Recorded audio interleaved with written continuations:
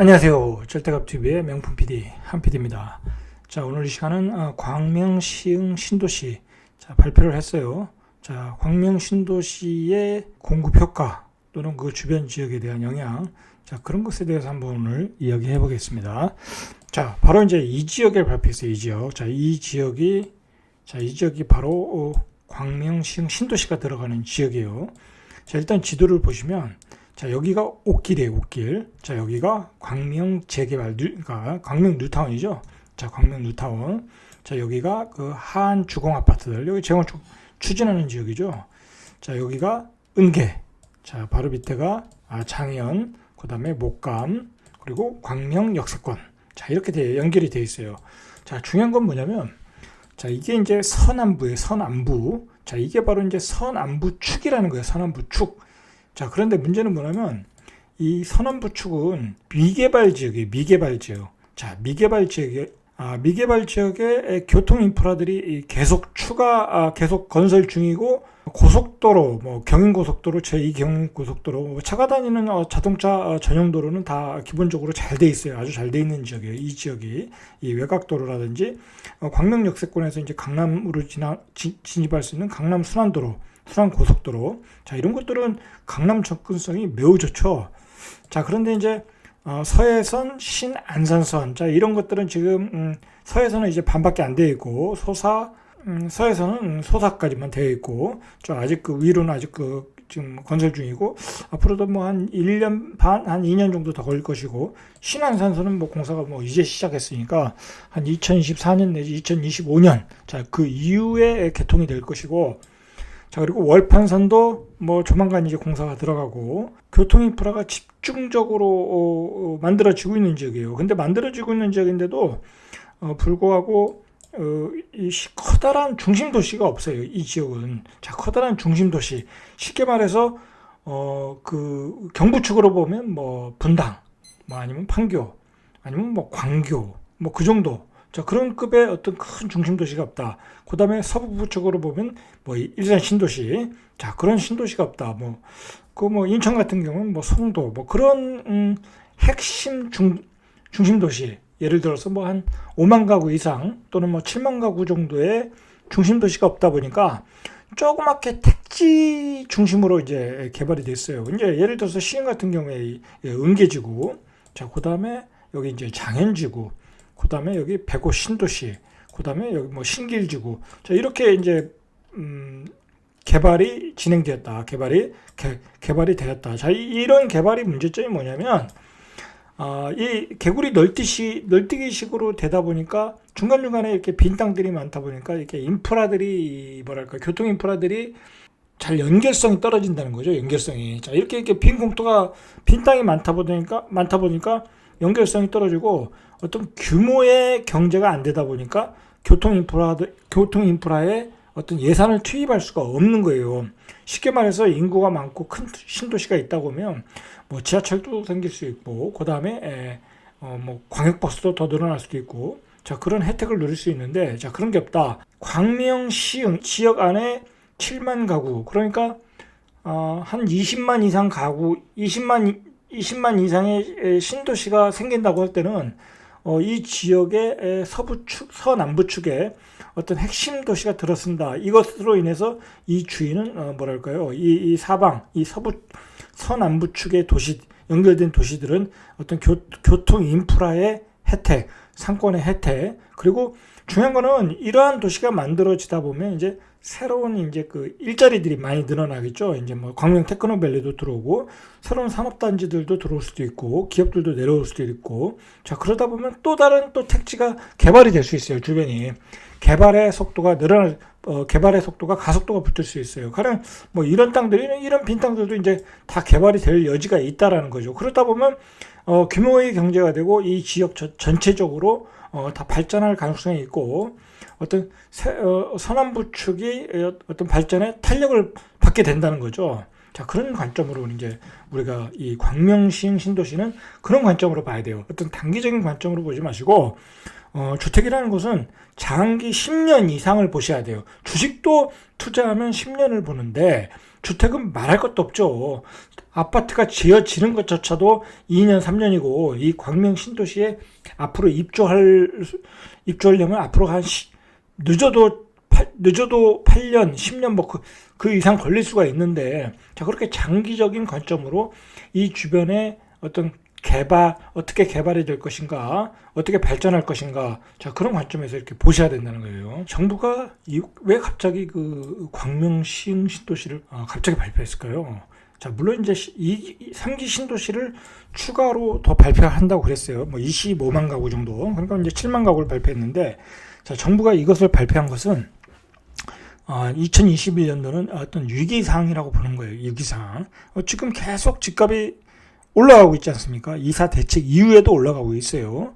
서울도 압구정동 재건축 재개발 올라가고 있고, 경기도 수도권도 GTX 개발 호재가 있는 곳을 중심으로 또 올라가고 있고, 자, 이 이사 대책이 별 효과를 발휘하지 못하고 있다. 그러니까 정부 입장에서는 지금 선거 일정도 남았고 앞으로 대선 일정도 남았고 집값을 꼭 잡아야 되는 시기인데, 정부 입장에서는 굉장히 불리한 상황이 있어요. 왜냐하면 2021년도에는 서울 경기도권이 물량이 없어요. 물량이 없다 보니까 집값이 올라간다는 것을 정부도 알고 있어요. 알고 있다 보니까 계속 공급폭탄을 때리는 거예요. 공급폭탄. 자, 그래서 기다려라 이거예요. 기다려라. 이렇게 물량 폭탄이, 장기적으로 보면 물량이 충분히 공급될 수 있다. 그러니까 새 아파트 싸게 줄 테니까 기다려라. 자, 그런 사인을 자꾸 보내는 거예요. 자, 그런데 우리가 한번 생각을 해봐야 돼요. 과연 그 10년 뒤에 받을 그 아파트의 그 신도시 아파트 가격이 얼마일까요? 그게 쌀까요? 10년 뒤의 가격인데요. 그때는 공시지가도 올라갈 것이고 건축 비용도 올라갈 것이고, 그리고 지금 정부가 얘기하는 것은 뭐냐면 그 인근 지역의 70 내지 80%에 분양을 하겠다는 거죠. 인근 지역의 70 내지 80%. 자, 그러면 그 인근 지역의 가격이 가만히 있을까요? 가만히 있지 않는다는 거죠. 문제는 가령 광명시흥 신도시의 아파트 가격이 분양가가 7, 80%면 그 지역 주변 지역의 가격이 현재의 7, 80% 될까요? 그렇지 않다는 거죠. 10년 뒤에 분양한다. 자, 그 가격은 그 가격이 아닐 수 있다라는 거죠. 우리가 생각하는 가격이 아닐 수 있다. 그러면 그 인근 지역의 가격이 올라가면 그 지역의 가격이 7, 80%니까 그게 별 의미가 없다라는 거예요. 별 의미가 없다. 자, 그러니까 정부는 지금 가장 초조한 주체라고 보시면 돼요. 그만큼 정부가 지금 아주 위급한 상황에서 계속 이제 재료를 내놓을 거예요. 이제 공급 물량을 계속 내놓겠다고 그래요. 매달 내놓겠다고 그러지 않습니까? 그리고 이제 조금 있으면 사전 청약도 하고, 벌써 이 광명시흥 신도시를 발표할 때 사전 청약 일정까지 얘기했어요. 2023년도에 하겠다고. 땅을 수용하지도 않았는데 사전 청약을 이야기했어요. 2023년이라고. 그 토지를 가진 사람 입장에서는, 광명시흥에 토지를 가진 사람 입장에서는 얼마나 이게 참 답답한 소리겠어요. 자, 그리고 광명시흥 신도시는 나중에 이렇게 지도를 보시면 아시겠지만 거기에 이제 사람들이 많이 이렇게 모여 살아요. 그 집성청도 있고, 그리고 조그만 공장들도 많고, 그냥 비어있는 논밭이 행위 제한 구역이 아니에요. 초락이 형성돼 있다. 그러다 보니까 토지 보상에 관해서 굉장히 큰 마찰이 있을 수가 있어요. 왜냐하면 이 지역은 계속 설랑설레했기 때문에 그 사람들의 그 토지 소유자 입장에서는 그 기대 심리가 높아요. 그래서 이제 자기들끼리 도시개발 방식으로 개발하겠다는 것도 있었고, 자, 그런 상황에서 그걸 전적으로 수용을 한다고 할 때는 분명히 보상 가격이 높아질 수밖에 없다라는 거예요. 자, 어쨌든 이사 대책의 여론은 싸늘했어요. 싸늘해서 추가 대책을 지금 계속 내놓고 있어요. 자, 그리고 이제 공공 재개발도 이제 발표를 했는데, 이게 이제 신문에서 표현에 의하면 공갈빵 대책이라고, 공갈빵. 자, 공공 재개발을 하겠다고 하는데 그냥 2025년까지 토지를 확보하겠다라는 거니까 이 구체적 그림이 없다라는 거, 구체적 그림이. 자, 그리고 이게 또 문제가 뭐냐면, 공공 재개발 들어가는 지역은 새로 매매가 되는 것은 청산하겠다. 그러니까 공공 재개발 안에 있는 주택들은 내가 팔 수가 없는 거예요. 누가 사겠어요? 그걸 사면 청산하겠다는데. 그러니까 그 안에 있는 사람들은 그냥 그 아파트를 받는 수밖에 없어요. 재산권에 대한 행세를 못한다. 자, 그러다 보니까 공공 재개발을 안 하겠다라는 지역이 당연히 많아지겠죠. 자, 이게 문제라는 거, 이게. 자, 그리고 이 광명시흥 신도시의 대책이 문제가 뭐냐면, 자, 3기 신도시가 계속 발표를 하고 있는데, 가령 이제 예를 들어서 200만 가구다, 100만 가구다. 자, 이렇게 되면 지방 대도시, 광역도시 한 대여섯 개가 사라지는 거예요. 대여섯 개가. 자, 정부는 이제 급한 김에 막 그 집값을 잡아야 되겠다는 급한 마음에 마구 대책을 마구 신도시를 발표하고 있는데, 자, 이거 문제가 있어요. 이렇게 되면 그 신도시를 만들면 집이 만들어지면 좋은 주거지가 만들어지는 거잖아요. 그러면 지방에서 딱 올라갈 수밖에 없어요. 그 빈집을 채우러. 그러면 지방은 공동화 현상이 일어날 수밖에 없다. 이게 문제라는 거예요. 자, 어쨌든 정부가 지금 보내는 것은 사지 말고 기다려라. 3기 신도시 물량 폭탄이 기다리고 있다. 자, 그런 사인으로 대책을 발표한 거예요. 광명시흥 신도시는 서남부권의 핵심 도시예요. 자, 아까도 얘기했듯이만 서남부권의 핵심 신도시가 없어요.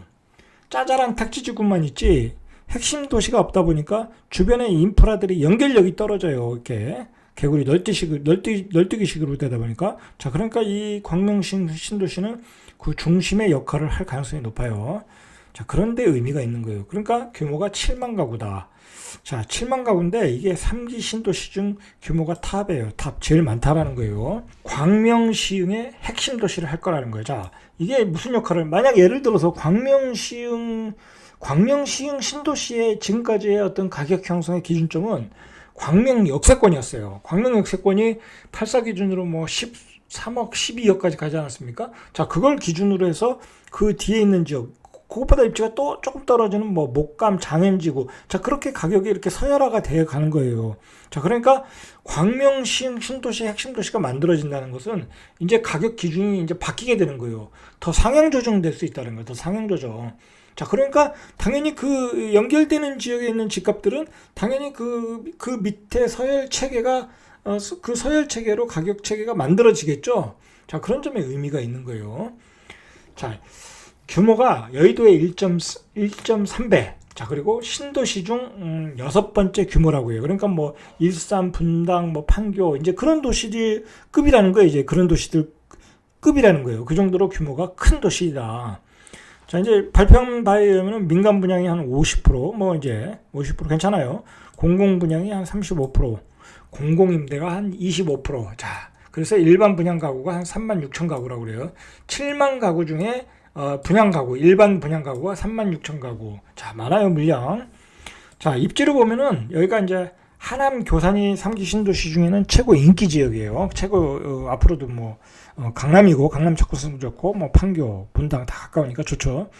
자, 그 다음에 입지예요. 그 다음으로 좋은 입지다. 그 시흥은 택지가 분산된 도시예요. 택지가 예를 들어서 뭐 은계지구, 뭐 부천에 있는 옥계지구, 그다음에 장현지구, 백오 신도시, 신길 안산, 신길지구인가요? 자, 그렇게 택지가 분산되어 있다 보니까 이 시흥은 이렇게 뭐랄까요? 이게 어떤 개발의 어떤 발전의 속도가 느려요. 자, 느려요.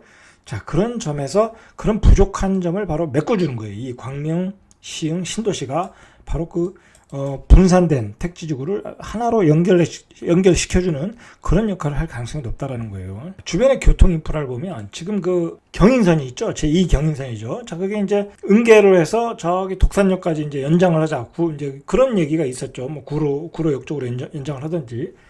자, 그런 얘기가 있었는데, 자, 그게 잘 추진이 안 됐죠. 이제 구로역에서 그 차량 기지를 광명역으로 옮겨라, 뭐 이제 그런 것 때문에 구로와 광명역 간의 어떤 마찰로 인해서 잘 추진이 안 됐어요. 그리고 뭐 사업성도 불명확하고. 자, 그런데 이제 광명시흥 신도시가 중앙에 딱 들어가면은 은계에서 광명시흥 신도시에서 연결이 되면 당연히 사업성이 있겠죠. 추진 속도가 굉장히 빨라질 가능성이 많아요. 자, 그런 점에서 이제 은계가 바로 이제 혜택을 받고 있는 거죠. 자, 그래서 이제 정부가 발표한 바에는 이제 그 제2 경인선을 연결하거나 또는 그 길쭉하게 남북 도시철도라고 그러는데 경전철이죠. 자, 이거를 이제 구로역 쪽으로 환성을 해서 1호선, 2호선, 7호선, 신안산선, 뭐 GTX B까지 연결하겠다고 그래요. 자, 요 정도 지금 제2 경인선과 남북 도시철도. 자, 그런데 여기서 우리가 한 가지 꼭 기억해야 될 게, 아직 뭐 예산도 안 잡혔다고 그래요. 남북 도시철도는. 자, 이거는 경전철 지금 뭐 신도시에 만든다고 해서 지금 뭐 유래도 그렇고 추진되는 적이 없어요. 이건 뭐 다 민간 자본으로 결국 해야 되는 거니까. 또 이제 자 그러다 보니까 추진 사업성이 없으면 또 추진이 안 되는 거예요. 자 그런 점은 또 우리가 염두에 둬야 된다. 자 그러니까 이게 위치가 아주 애매해요. 사실은 그 주변에 철도 공사를 지금 많이 하고 있잖아요. 뭐 서해선도 있고 신안산선도 있는데 중요한 거는 그 신안산선이나 서해선이 그 광명시흥 신도시를 관통하지 못하고 있어요. 관통하지 못하고 있다. 자 이게 문제예요. 그러니까 그 안에 지금 철도 노선이 하나도 없어요. 그러니까 지금 추진하겠다는 게 제2 경인선과 남북도시철도예요. 그러니까 1호선, 2호선, 7호선 신안산선을 환승하려면은 이용하려고 하면 결국은 환승을 해야 된다는 거예요. 자 그런 단점이 있다라는 거, 단점이 있다. 그리고 이 남북도시철도가 만들어지지 않으면 KTX 광명역도 연결이 안 돼요. 자 그런 단점이 있다. 이 인프라를 보면 자 그러나 이제 그 자동차를 이용할 수 있는 도로 여건은 좋아요. 제2 경인고속도로도 있고 외곽순환도로죠. 그다음에 강남 고속순환도로. 자 거기서 이제 자동차를 이용해서 강남까지 가는 곳은 뭐 30분 내로 충분할 가능성이 있어요. 자 그러나 안에 지금 추진 공사 중인 지하철은 없다라는 게 문제다. 그래서 이제 그나마 추진 가능성이 있는 것은 제2 경인선이다. 자, 이게 문제죠, 이게. 인프라를 보면 이제 문제는 도로를 통한 서울 접근성인데, 자, 이게 이제 시흥 신도시는 서울 경계 1km 가장 가까이 있는 거예요. 그 사업 부권으로 보면 거의 지축역이죠, 지축역. 자, 그것보다 더 여건이 좋아요. 강남 가기도 좋고, 그 다음에 구로, 여의도, 영등포 다 이 자동차로 대중교통을 이용해서 접근성이 좋아요. 그런 점에서 인기가 있는 거예요. 자, 그러나 교통지역이다. 여기 이제 서울 진입하기에는 아주 교통지역일 수가 있어요. 자, 그리고 이제 뒤에서 보겠지만 이 지형이 협곡 지형이에요. 협곡. 자, 산과 산으로 이렇게 막혀 있는 일자형이라는 거예요. 자, 그러다 보니까 뭐랄까, 교통의 어떤 그 주변 도로와의 어떤 연결성, 자, 그런 게 떨어질 수 있어요. 자, 입지는 서울에서 이제 한 1km니까 좋죠. 여의도, 구로, 가산, 영등포, 강남. 자, 이런 데가 직장이 많은 데죠. 그러니까 아주 직주 접근성이 좋다는 거예요. 자동차로 뭐 한 30분 거리, 대중교통으로는 뭐 한 30분 내지 40분 거리. 자, 좋죠. 자, 그리고 이제 광명시흥 신도시 바로 밑에 광명시흥 테크노밸리가 또 있어요. 자, 그러니까 일자리도 많아요. 여긴 자족 신도시가 될 가능성이 많아요. 자, 아까도 말했듯이 협곡이다, 협곡. 자, 이런 것이 이제 조금 한계가 있어요. 이제 도시 개발하는데 유리한 건 아니에요. 자, 우리가 이제 제가 이제 항상 얘기하지만 택지지구가 한강 이북에 있느냐, 한강 이남에 있느냐, 자 있을 때 한강 이남에 있는 게 유리한 거예요. 한강 이남에. 자, 왜 그러냐면 이제 경부도 고속도로가 가깝잖아요, 그죠? 그리고 강남이 가깝잖아요. 자, 그러다 보니까 그리고 이제 이런 여의도, 구로, 가산 이런 다 일자리들이 강남에 있으니까, 한강 이남에 있으니까 훨씬 유리하다. 그리고 이제 남쪽으로 이제 또 이동할 일이 많으니까 경부를 타고. 자, 그런 점에서 이제 광명시흥 신도시는 서남권 도시로서 아주 매력이 있어요. 그리고 주위에 일자리도 많다. 인기가 있을 수 있다는 얘기죠. 주변 택지지구에 어떤 영향을 줄 것인가, 주변 그리고 기타 1기, 2기 신도시에 어떤 영향을 줄 것인가, 광명시흥 신도시의 경우에는. 자, 이거는 이제 우리가 볼 때 딱 개념을 구분해서 보면 돼요. 개념을 잡고 보면 간단해요. 자, 그럼 광명시흥 신도시라는 도시와 경쟁 관계인가, 공생 보완의 관계인가? 자, 이렇게 구분을 하시면 돼요. 자, 당연히 경쟁 관계이면 광명시흥 신도시 때문에 그 지역의 집값은 마이너스 요인이 되는 거고, 공생 보완의 관계가 되면 이제 플러스 요인이 되는 거예요. 자, 그러면 경쟁 관계가 어느 도시인가? 예를 들어서 이제 동급의 신도시와는 경쟁 구도가 되는 거예요. 예를 들어서 동급의 신도시, 예를 들어서 이제 송도라든지 뭐 청라라든지, 이게 중복되는 지역은 아니지 않습니까? 자, 그리고 1기, 2기 신도시, 예를 들어서 뭐 삼성 신도시, 뭐 장릉 신도시, 자, 그런 도시들과는 다 이렇게 경쟁이 되는 거예요. 1기, 2기 신도시. 자, 특히 이제 리모델링을 추진하는 1기 신도시들이 있지 않습니까? 뭐 안양이라든지 뭐 평촌이라든지 삼본. 자, 그런 도시들은 이제 이런 광명시흥의 영향을 받을 수가 있어요. 왜 그러냐면 내가 평촌 3번에서 리모델링하고 그 주택에 살아야 될까? 아니면 입지는 괜찮아. 그리고 그래서 새로운 스마트 시티가 들었을 거야. 자, 그러면 그 새 아파트로 들었을 것인가? 이제 소비자들이 고민을 하게 되는 거죠. 고민을. 자, 그러면 아무래도 이제 새 아파트로 갈 가능성이 있다는 거죠. 새 아파트. 입지가 좋다면. 자, 이제 그런 점에서 그런 대형 신도시들은 이제 만약에 이제 그 출퇴근이 중복되는 지역, 뭐 영등포, 여의도, 뭐 강남 그런 그 신도시들급에서는 광명 신도시와 이제 광명 신도시에 살아야 되나? 예를 들어서 뭐 청라지구에 살아야 되나? 송도에 살아야 되나?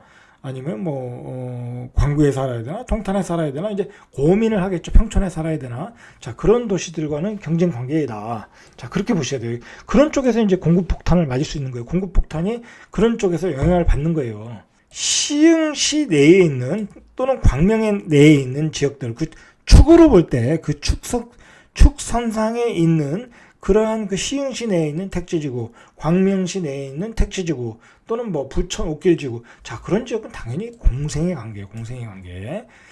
자, 왜 그러냐면 이게 하나의 축이 되면 그 축이 이 하나의 축으로 교통 인프라가 급속도로 좋아지면서 대중교통이 좋아지면서 계속 개발하면서 일자리가 늘어나고 그리고 또 뭐 지하철도 또 추가로 들어서고 자 그러더라는 거예요. 자, 이제 그런 축이 발전된 게 바로 이제 과천, 평촌, 삼본, 의왕, 금정. 자, 이렇게 하나의 축으로 계속 발전해 왔지 않습니까? 이 지역의 집값이 어떻게 됐어요? 자, 과천이 리드를 했고 그다음에 평촌이 따라갔고 자, 그 다음에 아파트들이 계속 시세의 갭을 메꿔 나가지 않습니까? 자, 광명 시흥에서도 그럴 가능성이 높다라는 거예요. 자, 이게 왜 그러냐면 이렇게 하나의 규모가 돼버리면 그 주택의 규모가 커버리면 그 지역에서의 어떤 이동하는 경우의 수가 많다라는 거예요. 이동하는 경우의 수가.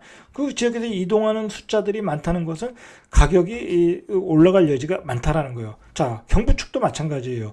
분당, 판교, 용인, 수지, 동탄. 자, 이렇게 하나의 축이 들어서 축으로 발전하면서 그 축의 인프라들이 무지하게 좋아지지 않았습니까? 뭐 SRT도 들어오고 GTX도 들어오고 대중교통도 되고 뭐 용인 서울 고속도로도 생기고 자, 이렇게 그리고 수많은 일자리 들어오고 자, 이러한 축이 돼야 돼요. 도시가 발전하기 위해서는 이러한 축이 돼야 된다. 자, 그런데 서남부권에서는 그러한 축이 되는 도시, 핵심 도시가 없었다는 거예요. 자, 그 핵심 도시가 바로 광명 시흥 신도시가 된 거예요. 그것도 7만 규모. 자, 그러니까 주변에 택지지구 뭐 은계지구, 옥정지구, 뭐 장현지구, 목감지구, 그다음에 백오 신도시, 그다음에 뭐 안산까지, 그다음에 장상 신도시 다 좋아질 수밖에 없어요. 그 주변에 계속 뭐 병원도 생기고 백화점도 생기고 다 그러지 않겠습니까? 예를 들어서 지금 광명 시흥 신도시 안에 백화점이 없잖아요. 그죠? 백화점이 없어요. 자, 그러면 예를 들어서 광명 시흥 신도시에 백화점이 또 생기겠죠. 자, 그러면 은계지구에서 백화점 가기는 뭐 그렇게 가깝잖아요. 그 지도로 보면 아주 바로 옆에 딱 붙어 있어요. 뭐 다른 장현지구에서도 가기도 편하고 자, 그렇다는 거예요. 그렇게 산업 인프라, 상권도 좋아지고 교통 인프라도 좋아지고 축을 따라 발전할 것이다라는 거죠. 자, 이렇게 도시는 축으로 발전하는 거예요. 특히 우리나라는 이게 땅이 길쭉하잖아요. 땅이 한반도 남쪽 땅이 보면 길쭉하게 되어 있잖아요. 그럼 축을 따라 발전되는 거예요. 자, 그리고 우리나라는 지형의 중간중간에 이렇게 산으로 막혀 있어요. 그러다 보니까 그 산 속에 그 축을 따라 길게 도로가 되어 있고 지하철도 되어 있어요. 그러니까 축을 따라 발전하게 된다는 거예요. 그 축선상에 있다면은 그 지역은 다 이렇게 공생 보완의 관계가 되는 거예요. 자, 은계지구 같은 경우에도 이 광명 신도시 바로 옆에 있어요. 이게 지도로 보면은. 자, 여기가 이제 광명 신도시고 여기가 은계지구예요. 여기 산 하나 있고 여기 도로가 있어요. 도로가. 자, 이 도로도 제가 알기로는 확장 공사를 좀 해놓은 것 같아요. 했어요. 자, 그럼 여기 저거 좀 더 확장을 하겠죠? 자, 은계지구와 광명 신도시는 붙어 있다고 보셔야 돼요. 자, 옥길지구도 마찬가지예요. 옥길은 더 붙어 있어요. 이거 뭐 광명 신도시 바로 옆이라고 봐야 되죠. 당연히 발전할 수밖에 없다.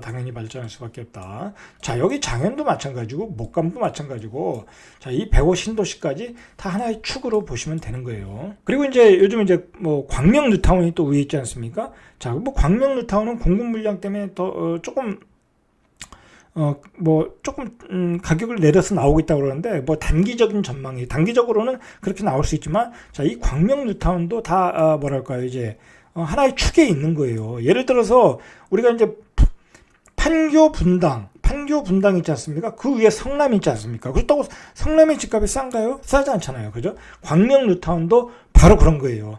판교 위에 판교 위에 성남, 그 다음에 광명시 신도시의 광명 뉴타운 다 이렇게 축선상에서 어떤 동일한 가격대 또는 뭐 앞서가는 가격대를 형성할 수 있다라는 거예요. 이 축선상에 있는 게 바로 이제 장현지구, 은계지구, 대구 신도시, 장상 신도시, 안산까지 이렇게 다 발전의 발전의 축을 이뤄가는 거예요. 그러니까 서남부 축이 이제 발전을 도약할 수 있는 그 계기가 광명 신도시라는 거예요. 자, 이렇게 도시 인프라가 들어서고 많은 주거지가 만들어지고 인구가 들었으면 이 기업이 내려오는 거예요. 인재들이 많으니까 사람을 고용하기가 쉽잖아요. 그죠? 채용하기가 쉽잖아요. 그죠? 자, 그러니까 기업들도 많이 이전할 것이고, 자, 그리고 밑에는 또 공단이잖아요. 바늘공단, 시야공단. 자, 그런데 또 일자리가 무궁무진하잖아요.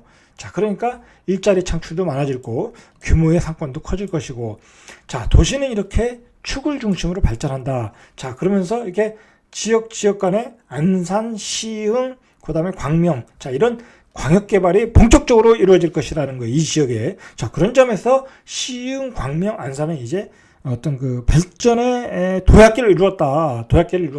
자, 그렇게 보셔야 돼요. 그리고 이제 거기에 또 신안산선이 올라가고 서해선이 올라가고 가로로는 또 월편선이 가고, 자, 경기도에서 가장 유망한 지역이에요. 지금 제가 보기에 경부축은 지금 경기도권의 대장이잖아요. 자, 그리고 많이 발전했잖아요. 앞으로도 발전할 것이고, 자, 이제 그 다음에 서남부축이 이제 그 바톤을 이어갈 차례라는 거예요. 이 광명 시흥도시. 자, 그런 거시적인 관점으로 보시면 돼요. 뭐 이제 예를 들어서 뭐 은계지구 사시는 분들, 시흥에 사시는 분들, 뭐 집값이 떨어지겠다, 공급폭탄으로 일시적으로는 전셋값이 떨어질 수는 있어요. 그 입주 시기에. 그러나 이제 당장은 전셋값도 또 폭등을 할 거예요. 예를 들면 그곳에 분양을 받겠다고 광명 시흥으로 이주하는 소요가 많이 들을 거예요. 하남 교산처럼. 자, 그러니까 또 단기적으로 또 전셋값도 또 폭등할 가능성이 높아요. 그런 점에서.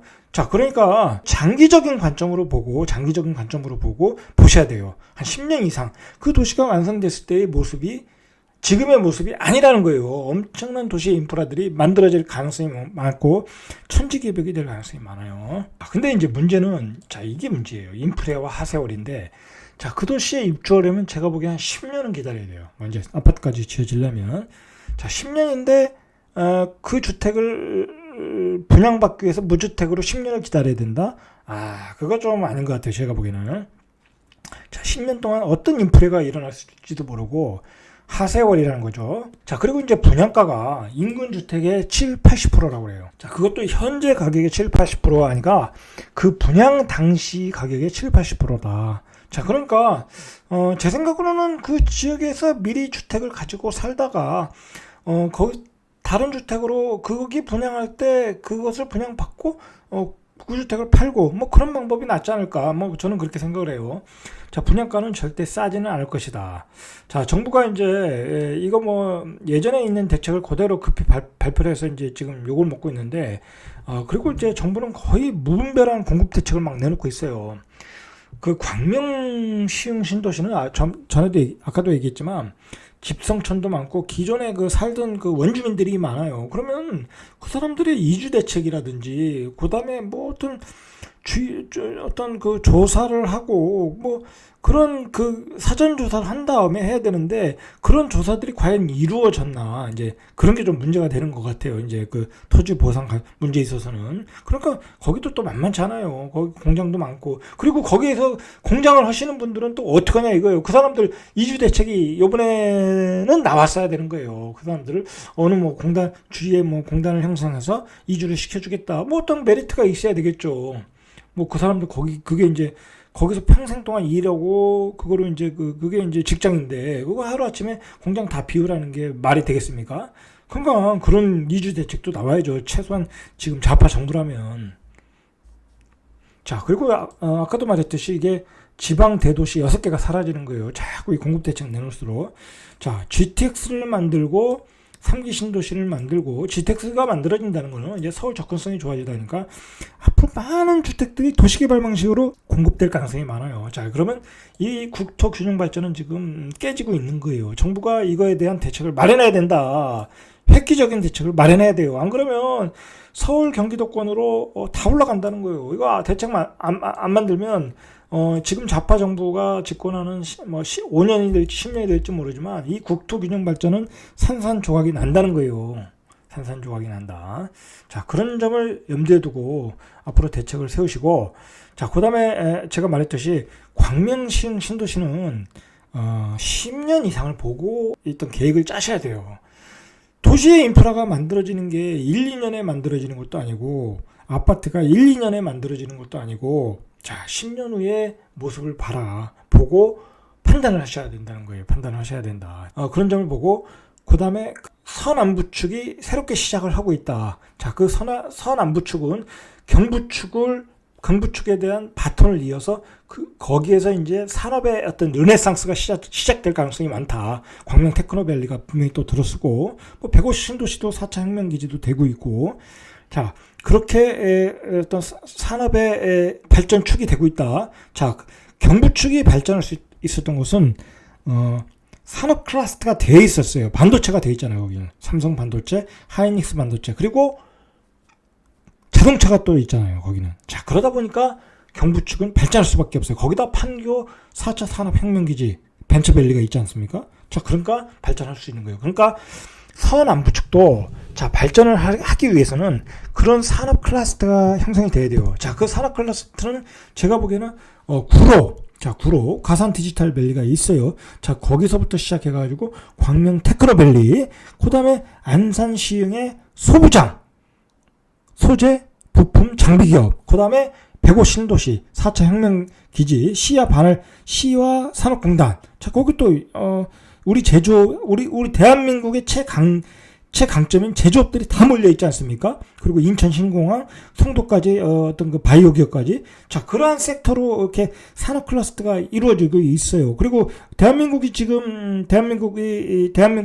그리고 지금 정부가 추진하고 있는 게 소부장 산업, 그 다음에 이제 그 벤처 4차 산업혁명을 지원할 수 있는 어떤 그 제조업. 자, 그런 걸 지원하고 있는 게 바로 이제 그런 산업의 중심이 바로 광명 테크노밸리예요. 그리고 그걸 제작하는 데가 안산 시와 반월공단이에요. 자, 그러니까 그쪽에서 그런 어떤 그 중소기업의 어떤 축들이 발전하고 있는 거예요.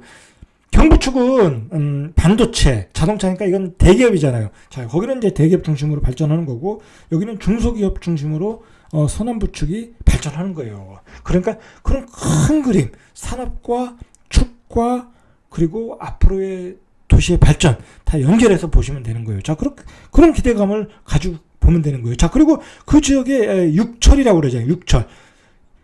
엄청난 지하철이 지금 다 건설 중이에요. 뭐 계획 중인 것도 아니잖아요. 월판선, 신안산선, 서해선, 그 다음에 KTX, GTX도 안산까지 들어오고, 그 다음에 KTX도 지나가고. 자, 그만큼 인프라가 좋다. 자, 이렇게 좋다라는 거예요. 그러니까 시흥 광명은 이제 천지개벽이 시작한다고 보시면 되는 거예요. 자, 오늘은 여기까지. 이상 절대값TV의 명품 PD 한 PD였습니다.